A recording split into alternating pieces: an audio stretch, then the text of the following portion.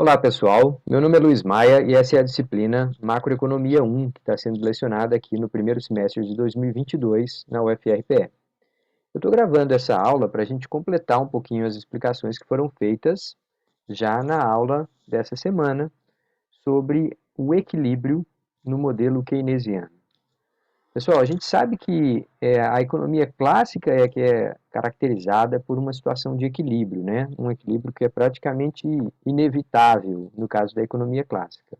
Então, quando a gente falar aqui sobre equilíbrio na economia keynesiana, no modelo keynesiano, nessa versão mais simples do modelo que a gente está analisando nesse momento, a gente vai sempre ter em mente de que nós estamos falando de um equilíbrio instável, um equilíbrio que qualquer coisa pode tirar. Tá? Qualquer evento na economia tende a empurrar essa situação para fora de tal condição de equilíbrio. Tá? Então é um equilíbrio vulnerável, instável, precário. Tá?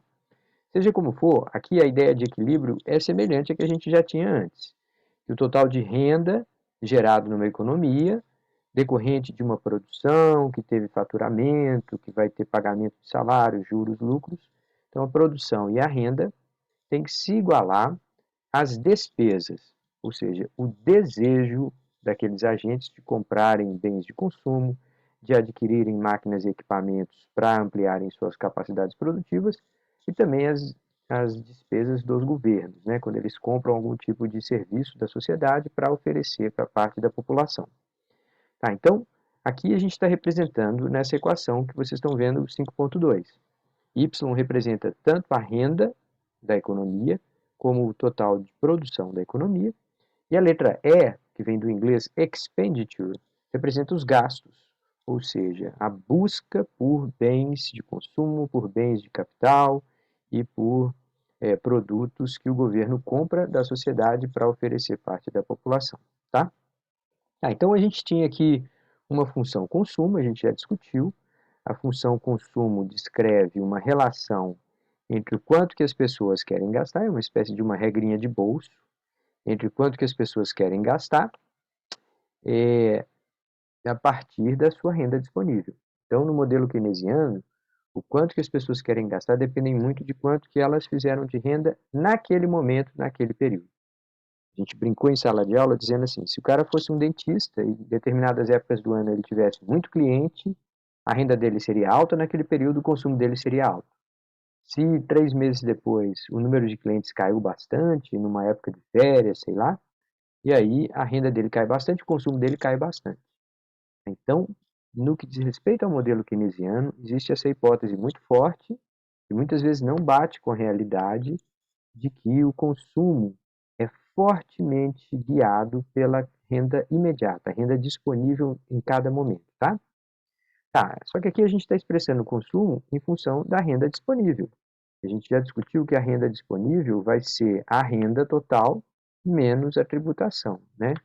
Então, a gente tem essa definição aqui, a renda YD é igual a Y menos T. Então, se a gente substituir essa expressão aqui no lugar de YD, a gente vai ter uma outra expressão para consumo. Nesse caso, o consumo vai ter três componentes. Um consumo que a gente chama de autônomo, aquele componente que qualquer pessoa precisa consumir, senão, né, sequer sobrevive. Aí seria água, alimento, um mínimo de condição de sobrevivência. Existe essa regrinha de bolso sobre quanto da renda que a gente recebe, quanto que a gente dedica ao consumo. Isso geralmente vai ser uma regrinha do bolso do tipo porcentagem. Ah, qualquer renda adicional que eu ganhar, 80% eu consumo e 20% eu poupo. Outra pessoa pode dizer, não, qualquer renda que eu ganhar, 95% eu consumo, só poupo 5%, tá? Então, esse termozinho B aqui, a gente já descreveu, é o que a gente chama de propensão marginal a consumir. E, por último, tem um outro elemento aqui, que é o quanto que o governo toma de renda das famílias na forma de tributos, tá? Então, a gente tem só um dos termos do consumo que é dependente da renda. Mas olha o que nós temos aqui nessa equação de equilíbrio agora. No lado esquerdo, nós temos a renda. No lado direito, nós temos dois termos que são fixos, né, que são autônomos, que não dependem da renda, são decisões ou de empresários ou do governo, mas nós temos um termo que depende da renda. Então, para resolver esse problema, é como se a gente tivesse uma equação que tivesse x em dois lados da equação. 3x é igual a x mais 17 menos 15, sei lá, mais 15. Se a gente tiver uma equação como essa, o que a gente tem que fazer? A gente tem que trazer todos os termos que têm a variável x do mesmo lado da equação, para resolver essa equação. Então, de alguma forma, é isso que nós vamos fazer aqui agora. A gente reconhece que essa expressão que descreve o equilíbrio tem, nos dois lados da equação, tem componentes que são diretamente ligados à renda. Então, a gente tem que trazer todos para o mesmo lado. Foi isso, basicamente, que a gente fez quando a gente resolveu esse modelo, tá? Então, aqui, deixa eu limpar aqui o diagrama. Pronto. Aqui, o que a gente fez? A gente substituiu o termo de consumo, né, a expressão do consumo aqui nessa equação geral, aí trouxe o BY para o lado de cá, né, ele ficou menos BY, e aqui manteve o outro termo constante.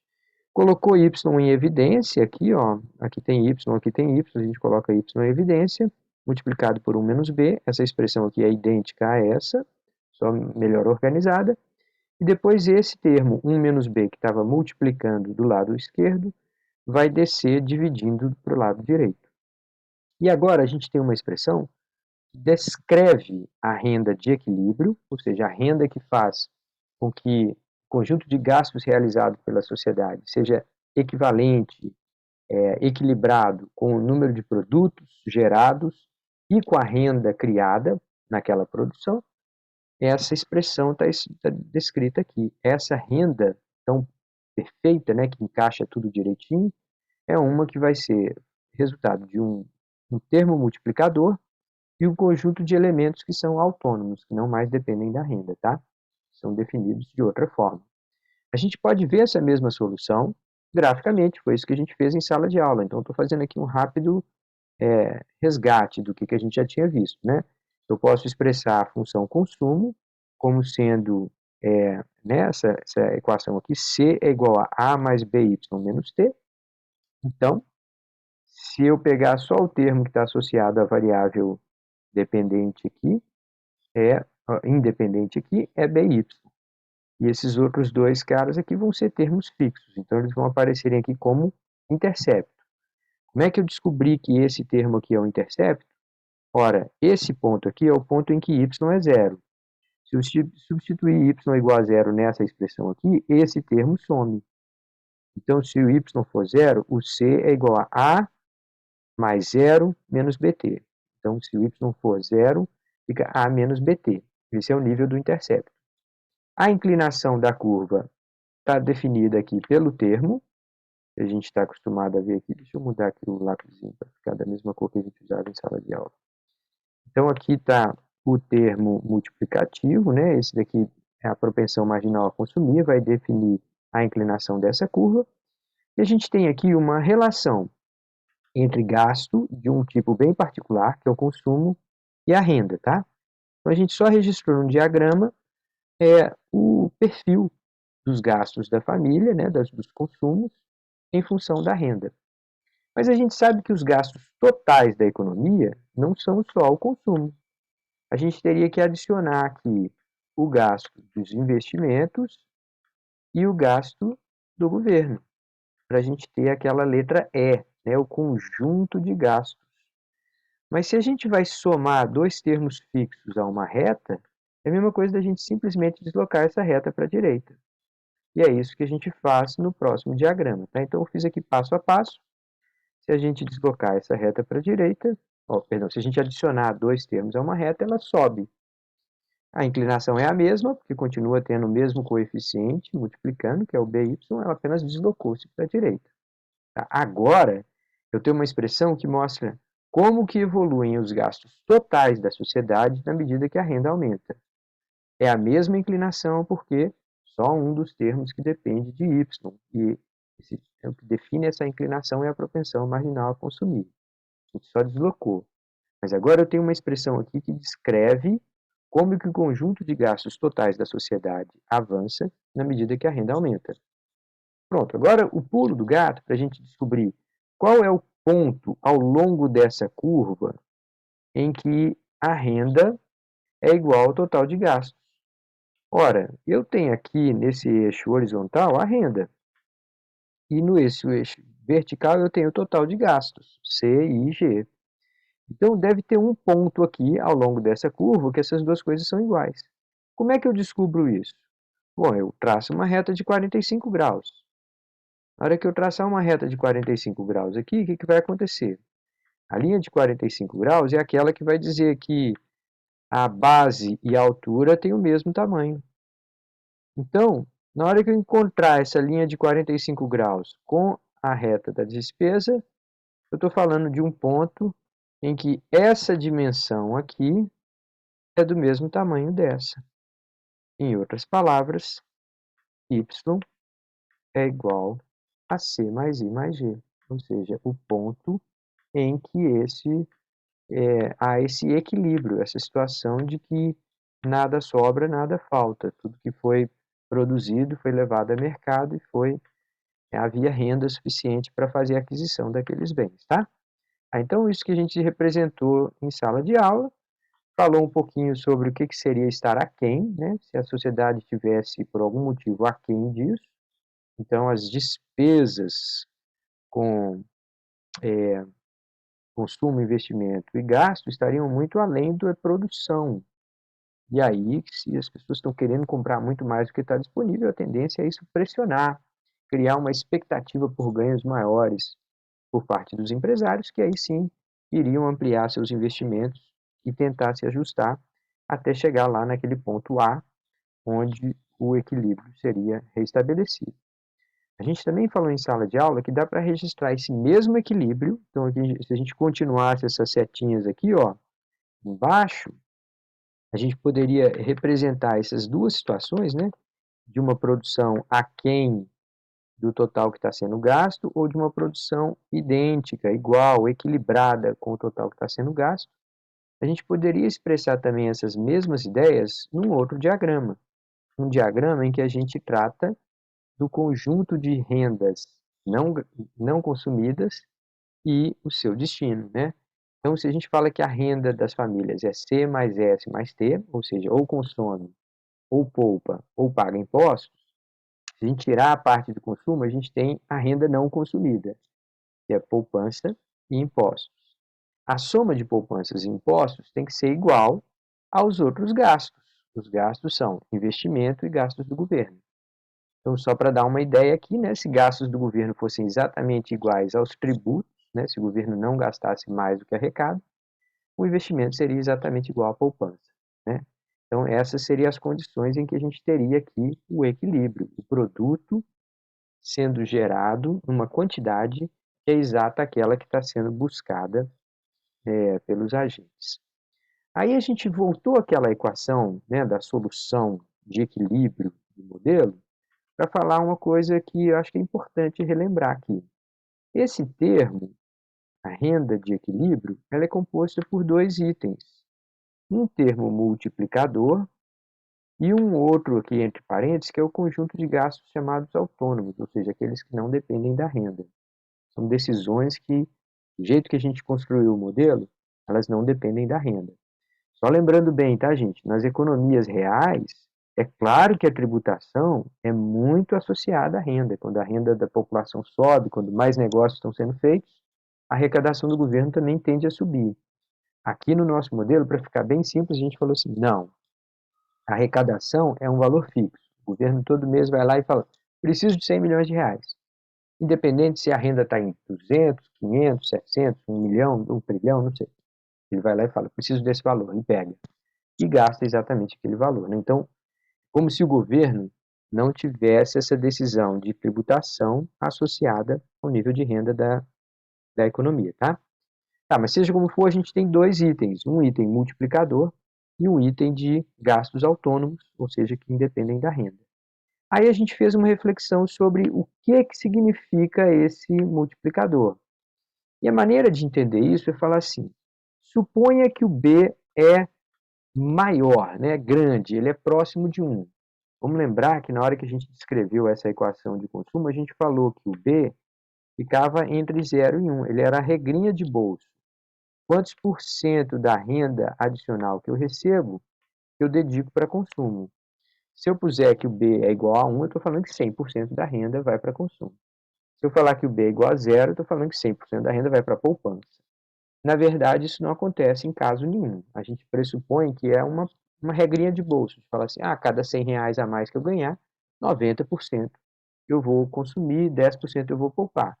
Se for isso, o B é 0,9, né? Como é o caso que a gente registrou aqui embaixo, tá? Mas aí a gente pensou assim, se a gente tiver uma população mais gastadeira, mais tendente a toda a renda que receber, ela colocar em consumo, esse B vai ficar mais próximo de 1, vai ficar mais alto. O que isso significa para a magnitude do efeito multiplicador? Ora, conforme esse número vai aumentando, de 0,5 para 0,8, 0,8 para 0,9, olha o que acontece com o efeito multiplicador. 2 para 5 e 5 para 10. Pessoal, olha o que isso quer dizer. Se lá no início, quando a população gastava só 50% de qualquer renda adicional, ao gastar 100, eu tinha um impacto na renda total de 200, né? Se o governo aumentasse o consumo aqui, o gasto dele aqui em 100, o multiplicador sendo 2, o resultado desse cálculo aqui sendo 2, então 2 vezes 100 aumentava a renda total em 200. Quando eu passei de uma população que tinha propensão marginal a consumir de 0,5 para 0,8, eu tive um multiplicador subindo de 2 para 5. Então, nesse segundo caso aqui, se o governo gastasse 100, o impacto sobre a renda total ia ser de 500. Se o governo gastasse um pouco mais, ia ter um efeito muito potencializado, multiplicado. E se nesse caso extremo aqui da população ter uma propensão marginal a consumir bem alta, de 90%, o multiplicador seria 10. Qualquer gasto adicional do governo, de, digamos, 100, geraria um efeito sistêmico na economia como um todo de 1.000, 10 vezes a magnitude daquela mudança inicial. Então, de onde que vem essa mágica do dinheiro gastar, o governo gastar 100 e o impacto ter sido em 1.000? Gente, isso não é mágica nenhuma. Isso é o fato de que, quando você tem um gasto, aquele gasto não termina quando a pessoa fez a compra. Então, você vai lá, compra uma camisa. A empresa que te vendeu a camisa, ela paga salários, paga lucros. Para quem? Para os trabalhadores, para os donos da empresa. Essas empresas, essas pessoas, por suas vezes, vão comprar outras coisas. Então, o cara que recebeu o salário vai lá e vai almoçar fora. Aí ele comprou, usou aquele dinheiro para pagar uma refeição no restaurante. O dono do restaurante faturou aquele dinheiro, ele vai pagar salário do garçom, vai pagar o lucro para o dono do restaurante. Essas outras pessoas vão gastar. Então, o gasto, ele desencadeia uma série de gastos, ou seja, gastos em cascata. O que a gente está calculando aqui é o efeito final.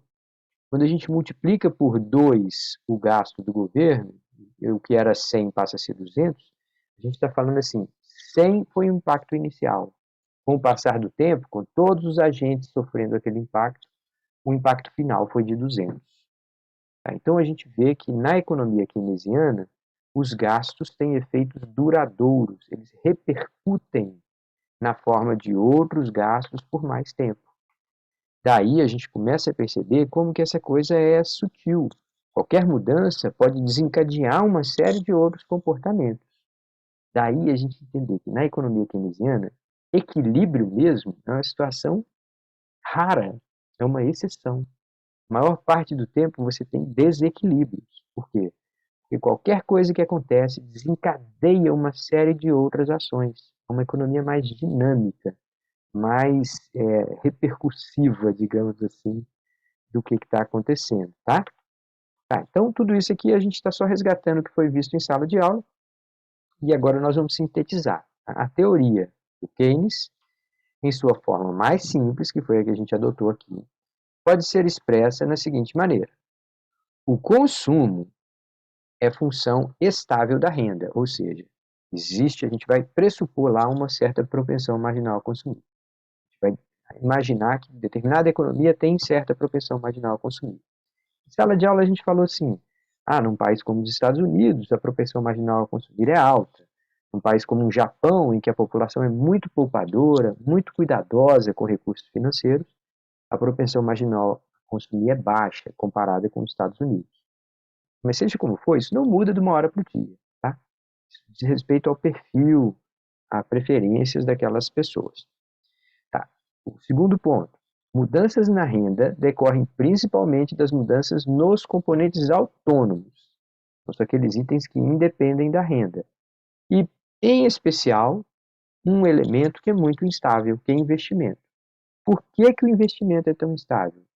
Pessoal, porque na visão keynesiana, o investimento é determinado por uma postura psicológica. É uma espécie de observar o que está acontecendo lá fora e intuir, ter uma intuição. Se está todo mundo se dando bem, é provável que se eu lançar um negócio agora, eu também vou me dar bem. E por outro lado, se está todo mundo pessimista, fechando suas fábricas e tal, é melhor também me recolher e não botar a cara para fora de casa. Então, essa ideia de um pensamento convencional e que pode sofrer ondas, ondas de otimismo, ondas de pessimismo, tá?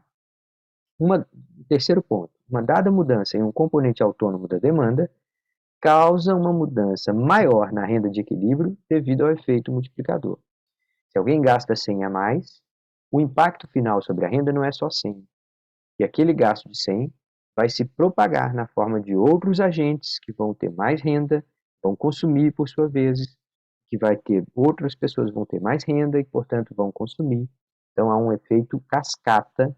Na hora que há uma introdução de um gasto, aquilo na verdade desencadeia uma série de gastos via consumo, acaba se propagando e gerando um efeito multiplicado, tá?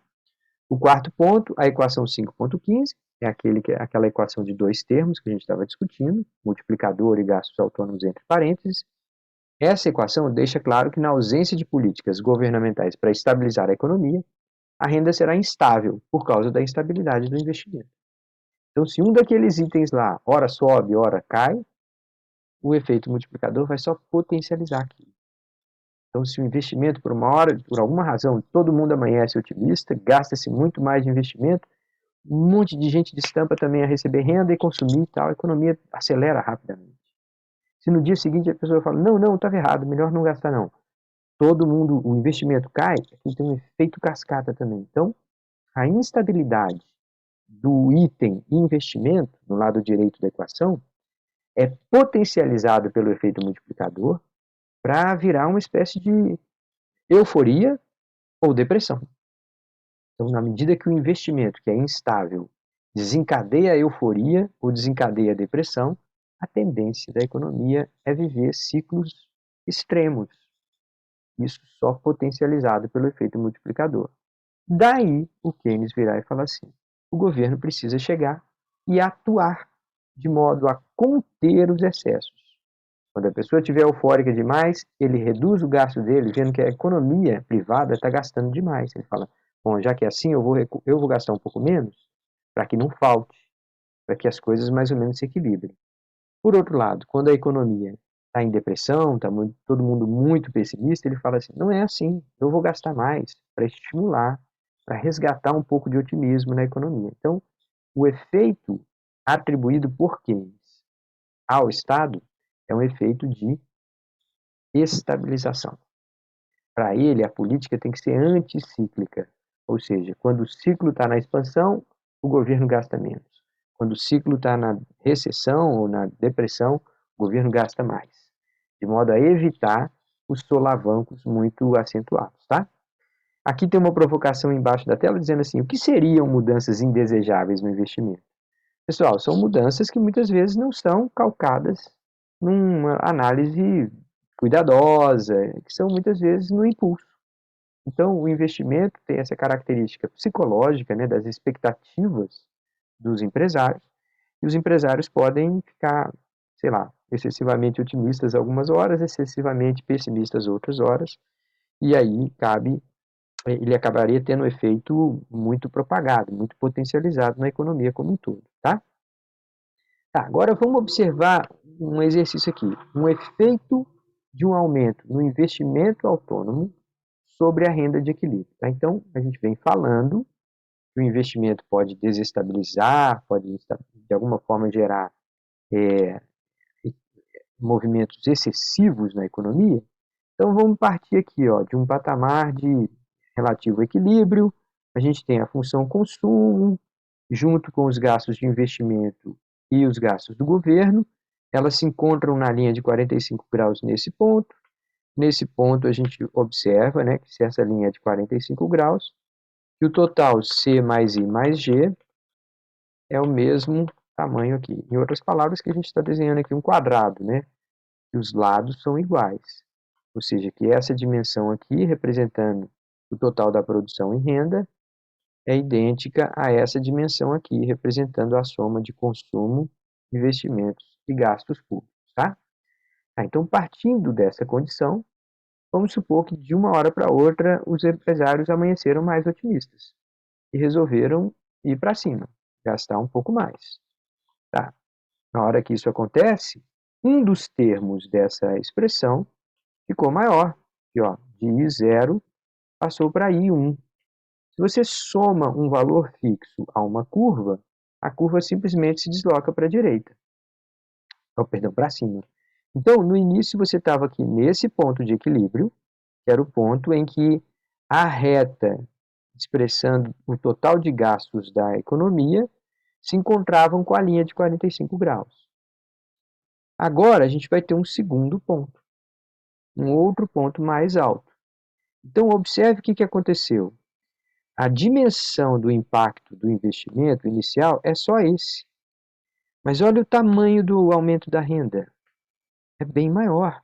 Então, essa distância que você está vendo aqui, essa distância vertical aqui, ela é menor do que essa distância horizontal. Em outras palavras, o aumento do investimento teve um impacto inicial, se a gente fosse comparar aqui, ele estaria aqui mais ou menos, mas teve um outro impacto que foi um efeito secundário. Como houve aumento do investimento, várias máquinas e equipamentos foram comprados além do que as fábricas esperavam vender. Com isso, os estoques caíram bastante, por um lado, mas por outro lado, essas fábricas faturaram muito, pagaram muito salário, pagaram muitos lucros. Essas outras pessoas que receberam salários e lucros foram às ruas e compraram mais roupa, compraram mais sapato, compraram mais comida, compraram mais viagem, e aí desencadearam um gasto que, no final das contas, o impacto era muito maior do que se via. Então, mais uma vez, a gente está vendo, agora, graficamente, o impacto ampliado de uma determinada decisão autônoma, uma decisão que, a princípio, não dependeria da renda, tá? A gente pode ver essa mesma expressão naquela ideia que a gente tinha antes, de comparar a renda não poupada, perdão, a renda não consumida com o aumento dos investimentos. Então, está aqui, a gente desenha aquela função poupança, poupança mais os tributos, que são um valor fixo. Está aqui registrada a função poupança ou a função renda não consumida. E isso tem que ser equivalente ao total dos gastos. Nos dois casos, a gente está excluindo o consumo, Consumo mais poupança mais tributos seria a renda total das famílias. Consumo mais investimentos mais gasto do governo seria o gasto, o dispêndio total das famílias. Tirando a expressão de consumo, a gente tem renda não consumida, poupança mais tributos. E aqui, a renda gasta por outras formas que não bens de consumo, que é investimento e gastos do governo. Esses valores são fixos, independem da renda. Só que se houve um deslocamento do investimento, de I0 para I1, aquele mesmo deslocamento vertical que a gente teve no diagrama anterior, a gente registrou aqui. E observe que aqui também o impacto sobre a renda total foi de uma dimensão maior. Então, são dois diagramas representando formas diferentes de ver o efeito ampliado do aumento de um gasto autônomo sobre a renda como um todo. Alguém ainda pode estar se perguntando, por que a distância relativa a essa variação do investimento é tão menor que a variação da produção e da renda total? Mais uma vez, gente, a razão é que nós temos que os investimentos geram aumento de renda. Quando se gasta mais com investimento, uma série de fábricas vão faturar mais do que esperavam. Com isso, elas vão pagar mais salários, mais lucros, mais aluguéis, que por sua vez vão aumentar o consumo. aquele próximo consumo também vai gerar faturamento de uma outra empresa que vai pagar mais salário, que vai pagar mais lucro, que essas outras pessoas também vão gerar mais consumo, tá? Então é um efeito multiplicador dos gastos. A cada nova rodada de gastos, as empresas pagam mais salários, mais lucros, mais aluguéis, e que acabam estimulando outros consumos por outros agentes. É como se a gente tivesse um impacto inicial e depois a repercussão que vai sendo duradoura, que se propaga por toda a economia, acabando, por fim, tendo um efeito muito maior daquele impacto inicial. Aí alguém pode se perguntar assim, mas vem cá, isso também pode acontecer para o mal, digamos assim. A gente pode também ter um efeito de contenção? Sim, a gente pode. O que que aconteceria no caso dos aumentos dos impostos? A gente também vai ter um efeito propagação. Então, aqui a gente tinha, nesse diagrama inicial aqui, a curva do total de gastos, como C mais I mais G, considerando uma determinada renda disponível, uma determinada renda associada a gastos de consumo. Quando aumentou-se os tributos, a gente tem um deslocamento daqui, olha aqui, o intercepto dessa curva, ele vem para cá, ó. No intercepto dessa curva, tem aqui o termo de tributação. Se ele está com sinal negativo, e T1, de T0 para T1, né, houve um aumento, ou seja, T1 é maior do que T0, com sinal negativo, esse intercepto cai. E isso acontece para toda a curva. Então, toda a curva foi deslocada para a esquerda. A variação de impostos, olha aqui a magnitude dela, está registrado por essa setinha aqui. Agora, olha o total de impactos sobre a renda e da produção como um todo. Então, aqui também tem um efeito multiplicador. A redução da renda disponível gera de imediato uma queda no consumo. Aquele consumo menor vai gerar menos faturamento para outras empresas. Aquelas outras empresas vão pagar menos salários, menos lucros, que por sua vez, aqueles agentes também vão consumir um pouco menos. Então também existe um efeito multiplicador quando a mudança é para o mal, digamos assim, ou a mudança ruim. Então, no caso dos aumentos de impostos, também veremos um efeito em cascata. Uma parte dos gastos caem, geram-se menos rendas de certas atividades, e com rendas menores, outros agentes também vão gastar um pouco menos, e o efeito se propaga. Como antes, a gente pode ver isso também lá na disponibilidade de renda. Então, aqui, ó, o que deslocou agora foi aquela função renda não poupada, ou, perdão, não consumida. A gente teve de T0 para T1, um aumento de impostos, essa curva se deslocou aqui para cima, mas o encontro dela com a renda gasta deslocou-se para a esquerda. Né? Da mesma forma que aqui a produção e a renda caíram, aqui a produção e a renda caíram. Tá? Então, dá para ver isso, digamos assim, no mercado total de bens, ou aqui na ideia de renda não consumida, renda gasta de outras formas. Tá? Mais uma vez, a gente está registrando o efeito ampliado de mudanças em algum daqueles elementos autônomos e o efeito imediato, o efeito com o decorrer do tempo, tá? O efeito total com o passar do tempo. Tá, então a gente tem aqui uma formulazinha, que a gente chamou de equação 5.15, que vai nos permitir medir o impacto de cada possibilidade de mudança. Então, olha para vocês conferirem aqui comigo, tá? A partir dessa equação aqui, o que acontece se o investimento sobe 100? Então, se tiver um acréscimo aqui nesse item de investimentos desejados, né, planejados, de 100, todos os termos que estão dentro desse parênteses vão ser multiplicados por esse cara aqui, antes de a gente ver o impacto na renda de equilíbrio. Então, se esse coeficiente multiplicador aqui for 2, 2 vezes 100, o impacto vai ser 200. Mas aqui, ó, eu tenho uma formulazinha agora para o multiplicador. Como que eu calculo? Pego aquele multiplicador e aplico sobre a variação que foi proposta no exercício. Então, aqui, ó, suponha que uma economia em que a produtividade marginal, a propensão marginal a consumir é de 0,8. Qual seria o impacto final para o aumento da renda se, no primeiro exemplo, os gastos públicos fossem elevados em 100 unidades. Pessoal, a gente tem que pegar esse 0,8 aqui e substituir aqui. A gente já fez essa conta lá atrás, mas eu vou refazer aqui, ó. É 1 dividido por 1 menos 0,8. 1 menos 0,8 dá 0,2. 1 dividido por 0,2 vai dar 5.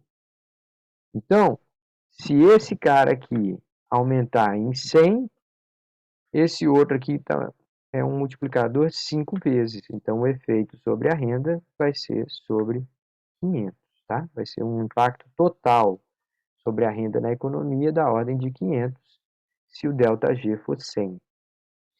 O que aconteceria se, numa outra ocasião, os impostos fossem elevados em 200 unidades monetárias? Então, agora, tem uma outra fórmula para impostos. Por quê? Porque aqui, ó, tem o termo B também. Então, o multiplicador é um pouquinho mais complexo no caso dos impostos, tá? Se a gente colocar tudo junto, está aqui, ó.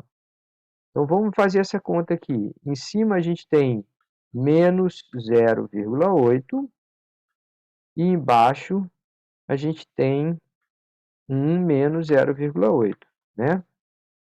Então, o multiplicador aqui, para a gente fazer o impacto dos impostos, vai ser o resultado dessa conta. Aqui em cima já está 0,8, aqui embaixo dá 0,2. Então, dá menos 0,8 sobre 0,2, que dá menos 4. Menos 0,2. Então, essa conta aqui vai dar menos 4.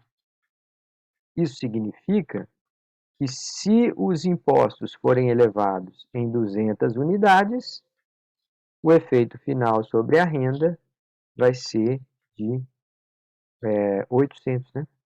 Multiplica por 4 vezes 200, vai ser menos 800. O impacto é muito maior.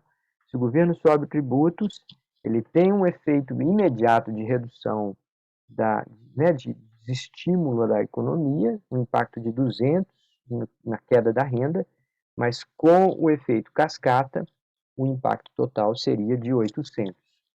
Daí a gente vê que o governo pode ajudar, mas pode atrapalhar também, porque ele também tem impacto ampliado. Tudo que ele faz, ele também é muito poderoso no que diz respeito a desencadear uma série de outros reações de outros agentes, tá? Então, esse é, digamos assim, a mensagem principal do modelo na versão mais simples. Antes de terminar, gente, deixa eu só fazer aqui uma última versão desse modelo, em que a gente vai trazer de volta o comércio internacional. Mas a gente vai trazer de volta, vai incluir agora o comércio internacional de uma forma bem peculiar. A gente vai falar assim, agora os gastos totais são compostos pelo consumo das famílias, que é igualzinho a gente tinha antes, o desejo de gasto dos investidores, que também é igualzinho a gente tinha antes, os gastos do governo, né, comprando medicamento, vacina, seja lá o que for, da política pública. Só que agora a gente tem outros dois termos aqui, ó, X para exportações, tá? E Z para importações. Só que olha as hipóteses que a gente vai fazer sobre o comportamento desses outros caras. As exportações, ou seja, a demanda internacional por bens e serviços brasileiros aqui, nacionais, não depende da renda aqui. Vai depender da renda lá fora. Se o mundo está próspero, ele vai querer comprar mais produtos brasileiros. Não tem a ver com o que a gente está fazendo aqui dentro. Tá? Então, a gente vai tratar esse X aqui como sendo autônomo. Ele independe da renda. Agora, as importações, o quanto que a gente compra de fora, faz sentido a gente dizer que esse cara depende da renda.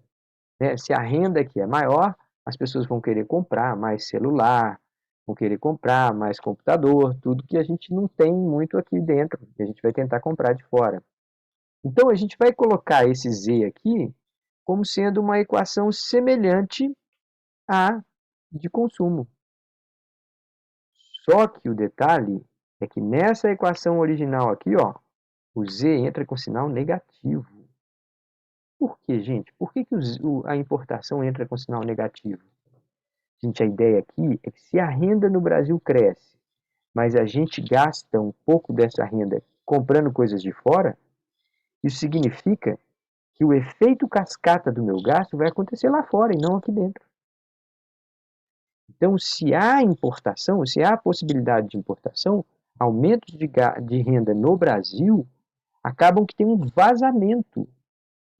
Parte dessa renda vai para fora e não gera tanta dinamismo, tanto crescimento aqui nos próprios pagamentos de salários e novos consumos que a gente tinha falado antes, tá? É isso que a gente vai ver daqui a pouquinho. Mas vamos lá. A gente definiu uma função importação aqui que é semelhante à função de consumo. Ah, tem alguns bens que a gente tem que comprar de fora, não importa a nossa renda. Como se tivesse, sei lá, o trigo. O trigo a gente não tem quantidade suficiente no Brasil, a gente sempre tem que comprar um pouco de fora. E uma outra parte de consumo que a gente faz lá fora, de importação, é proporcional à nossa renda. Na hora que a nossa renda aumenta, a gente gasta mais por lá. Na hora que a nossa renda cai, a gente gasta menos por lá. A gente traz menos produtos importados, tá? Então a gente está fazendo hipóteses muito semelhantes à que a gente fazia para a função consumo. Uma importação autônoma, que independe da renda, e o coeficiente aqui, a propensão marginal a importar, né, que não é a propensão marginal a consumir, nesse caso é uma propensão marginal a importar, também vai ser um número entre 0 e 1. Se eu tiver um aumento de renda, eu vou lá e vou ter uma regrinha de bolso dizendo assim, de cada R$ 100 que eu ganhei a mais de renda, 20 eu compro de produto importado. Então a gente está fazendo uma hipótese relativamente semelhante àquela que a gente já tinha feito para função consumo, tá? Então agora a gente vai substituir mais essa expressão aqui para encontrar a situação de equilíbrio. Então, da mesma forma que a gente substituiu a expressão para consumo aqui, né, a gente também vai substituir a expressão para importação aqui, ó. No lugar de Z, a gente vai colocar U e VY. Então, aqui ó, tem uma propensão marginal a importar, aqui tem uma propensão marginal a consumir. Se a gente for organizando aqui essa história toda, calculando de um lado para outro, a gente vai terminar com a gente vai passar todos os termos que tem y para a esquerda, né? Todos os termos que tem alguma coisa a ver com y vai passar para a esquerda. Aí a gente está aqui, ó, todos os que tem y aqui. A gente coloca y em evidência, vai ficar 1 menos b mais v. Então agora a gente tem esse outro termo multiplicador aqui. O resto das coisas aconteceu mais ou menos aquilo que a gente já imaginava, são efeitos constantes, são efeitos que não são dinâmicos, né? São chamados elementos autônomos da renda de equilíbrio. Mas agora a gente tem um multiplicador diferente. Então, a renda de equilíbrio depende de mais fatores, é verdade, mas o próprio multiplicador dos gastos mudou. Aí eu faço a pergunta aqui, você acha que essa mudança, né, ela vai fazer com que talvez uma mudança de investimento agora tem maior impacto sobre a renda de equilíbrio ou menor impacto sobre a renda de equilíbrio, comparado quando a gente tinha uma economia fechada? Qual que é a intuição aqui, gente? Se os empresários gastarem um pouco mais, gerarem mais renda, essa renda for paga na forma de salários para pessoas, lucros para os donos de empresas e tal. Só que agora, com essa renda adicional, uma parte as pessoas gastam de consumo aqui no Brasil. Outras elas vão comprar lá fora. Então vai desviar um pouco do efeito cascata lá para fora. Então o efeito multiplicador tenderia a ser um pouco menor. Intuitivamente, você ainda tem um impulso, ainda tem um efeito cascata, só que parte do efeito de cascata só acontece lá fora. Então vamos ver se isso daí bate com o que a gente está imaginando, né, intuitivamente. Então vou passar aqui para o próximo diagrama, para o próximo slide. Vamos pegar dois exemplos, tá? Vamos pegar o exemplo da economia fechada, com a propensão marginal a consumir igual a 0,8. A gente já fez essa conta várias vezes. Propensão marginal a consumir dá 5. Agora, a gente vai imaginar que com esse novo multiplicador aqui, ó, e dizendo que as pessoas têm uma tendência a cada R$ 100 de renda adicional gastarem R$ 30 com importação. Se houver essa tendência a uma parte grande da nossa renda a gente dedicar para produtos importados, a gente vai substituir esse número aqui. Na hora que a gente faz a conta, a gente vê que o efeito multiplicador caiu de 5 para 2. Isso faz sentido econômico? Faz, pessoal, porque agora uma parte do efeito cascata foi feito lá na China. A gente teve um pouco de renda a mais aqui, gerou mais consumo, que gerou mais renda, que gerou mais consumo, só que uma parte desses efeitos cascata aconteceram fora do país. Houve um vazamento de renda para fora do país e, portanto, de dinamismo para fora do país, tá? Bom, é isso que eu tinha para mostrar para vocês neste momento. Só para concluir essa aula gravada, no final das contas, os investimentos são, por natureza, instáveis. E a política fiscal, gasto público e impostos também têm efeitos ampliados. Daí a teoria keynesiana fala assim: os investimentos são causadores de pontos extremos do ciclo. Euforia uma hora e depressão na outra. Mas os gastos públicos, a atuação do Estado, pode suavizar essas tendências atuando de forma a compensar. Quando os investidores estão gastando demais, o governo gasta de menos. Quando os investidores estão pessimistas, gastando menos, o governo injeta otimismo, injeta recursos e gera dinamismo para fazer com que não se caia tanto. Tá? Então, essa que é a ideia de políticas contracíclicas da teoria keynesiana.